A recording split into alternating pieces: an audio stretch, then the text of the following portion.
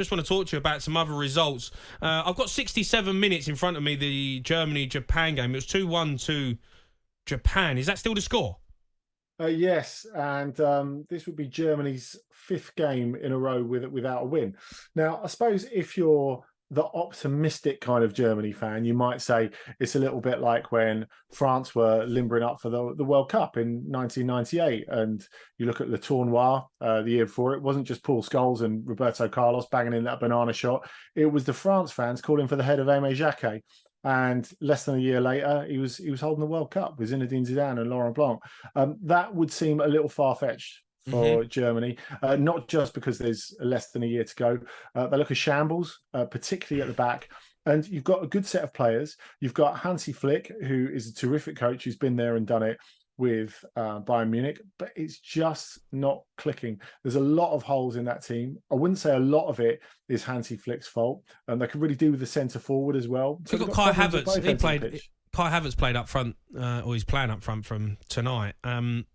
What's his performance been like for Germany, and how do they see him? Because look, obviously in England he gets a lot of stick and a lot of criticism, but does he get it in Germany as well?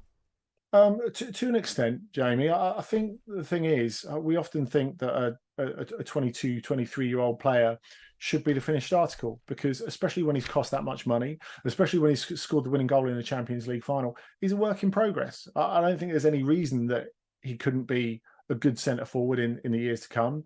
He definitely showed signs of being able to do that at Leverkusen. I think we've seen other good players at Chelsea lose their way, and we're seeing a lot of good players at Chelsea lose their way at the moment. So I think the environment's got something to do with that. And obviously he's brand new at Arsenal.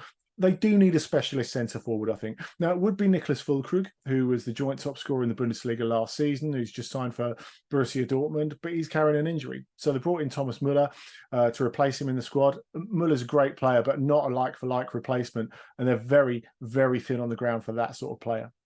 We know that Hansi Flick's a good manager, but the German performances have just been literally going on a downward spiral. Could we see him get the sack after the international break, depending on if this result was to lose as well?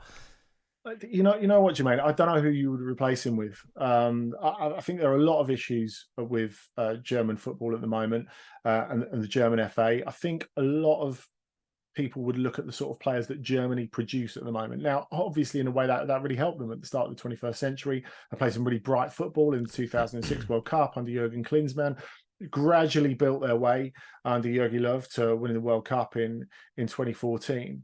But there's a lot of lamenting, particularly from ex-pros in Germany. Where is that grit?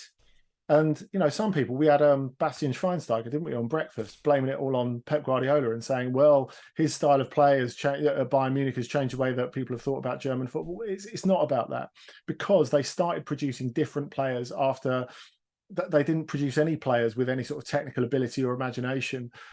If you look at the end of the 20th century, and after Euro 2000 was a terrible mess, they decided to change the way they produce players in academies. But I think they are lacking a bit of that grit of yesteryear. There's no doubt about it.